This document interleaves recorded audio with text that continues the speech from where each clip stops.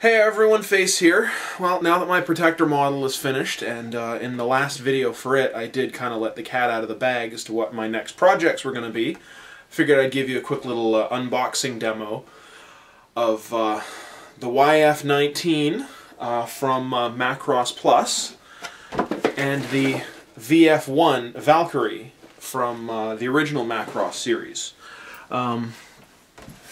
Both come in the same size box. They're quite significantly sized, about 20 inches by 12 inches by about 5 inches deep. Very, very nice painting on the front, as is common with a lot of high-end kits from Japan. Graphics around the side show the completed model. It can be built. Actually, it can be switched from the wings in the standard cruise mode to the storage mode. I'll mention that in a little more detail in a minute. And the other side has some screen caps from the show, or rather from the it's from what's called an OVA, an original video animation, meaning it's a short mini-series released to video or to DVD rather than airing on television. It was later compiled into a 2-hour movie. So, moving on, the instructions have a nice black and white photoshopped graphic of the YF-19, the Alpha 1, as it was codenamed. Has a little bit of a bio there.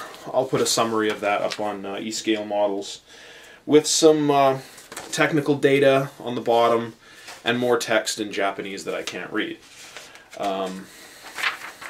Open it up. It's a 4-page fold-out, double-sided.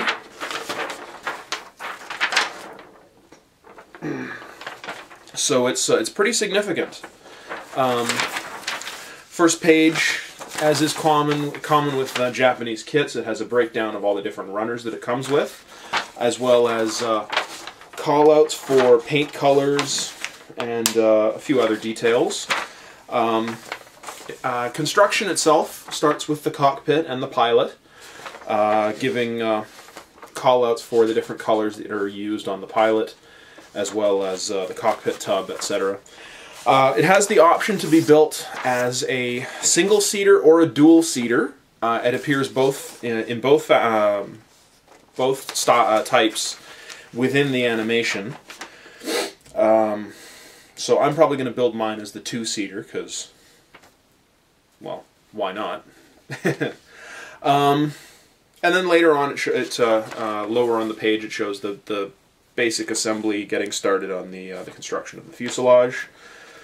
Flipping over, some details of the assembly of the lower fuselage, as well as the engine vector thrust nozzles and the engine intakes.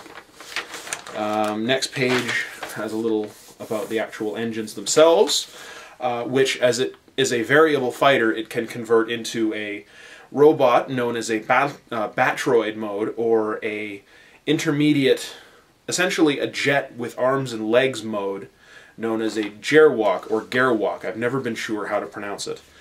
But the legs for it are formed from the engines. Moving on, next page is the next page is the final assembly, and then the Deckle instructions, Deckle placement guide, as well as a final painting guide. It's molded more or less in accurate colors.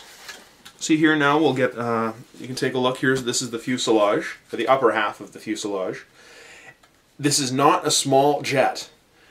Fully assembled, I think, from what I've read, it's about 34 or 35 centimeters long, so a little over a foot. So it's not an insignificant model. It's going to take up quite a bit of shelf space. I understand that the wingspan is similar. As I was saying before, though, it is molded in color, technically, though obviously I'll be painting it, which is sort of this sandy tan kind of color. But the detail is very, very nice, very cusp. Customary of Hasegawa, has You know, lots of molded rivet details, lots of nice panel lines that are very crisp and not, have no no rounded edges. It's all very, you know, very sharp, very square. The lower fuselage again, same basic, same as the upper, but has nose gear, landing gear bay, and some other odds and ends here and there. And then there's the Deckle Sheet. This is a big Deckle Sheet. Wow. Lot of markings, lot of little markings, lot of stripes, lot of details, a lot of stuff I probably will paint. Like these go on the, I believe on the upper tail fins. Those go on the lower tail fins. Those are some details that go on the engines. I'm probably going to paint those rather than deckle them because, well, any excuse to avoid deckling because I freaking hate deckles. Oh, it's so tiresome, so tedious. But it's very, very well printed. I'll put a photo up on eScale models, but very, very well detailed, very nicely printed. In fact, looking very, very closely, there's some really tiny printing on some of these deckles, and it's almost perfectly legible. I mean, if I had a magnifying glass, I could actually read it, but my my eyesight's not what it used to be. There are six runners of parts. Here are some of the wings and some other details. Not sure what all of them are for. I mean, these, I don't know what those are just yet. I believe these are the canards, or canards, or however you pronounce them. I prefer canard, but I don't know if that's technically correct. And the wings. You can see there's a notch here on the wing. That is to facilitate switching between flight mode and storage mode.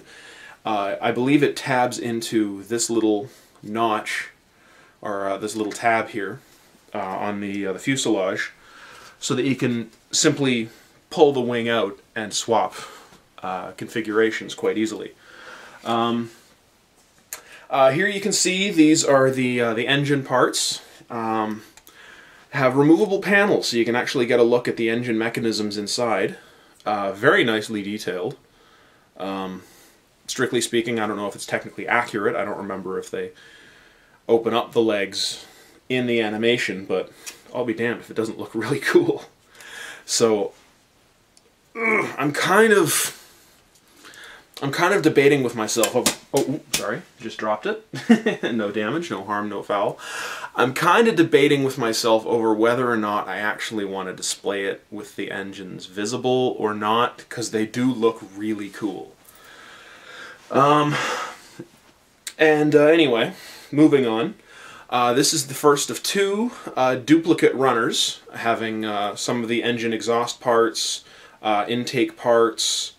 It actually has separately molded wheels for the landing gear. I was quite surprised by that. Oh, and the cockpit framing, or cockpit seat, ejection seat framing, and I believe the rest of the ejection seat is on here too, but I can't quite find it right now. More detail parts, bits for the, I believe that would be for what would be the head in Batroid mode, and other odds and ends. I believe these would be the arms, more intake shrouds, a lot of stuff I don't recognize offhand. And here's the rest. There's the pilot torso with legs. It comes in, I believe, 5 parts. So there's the torso, legs, left and right arms, and the head. So yeah, 5 parts.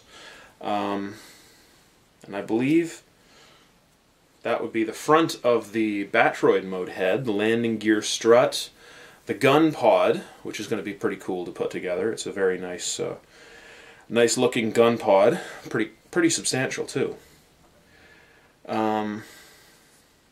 So yeah, that's all the color parts. And then last up is just the clear parts, the canopy and whatnot. There's not a whole lot here to speak of.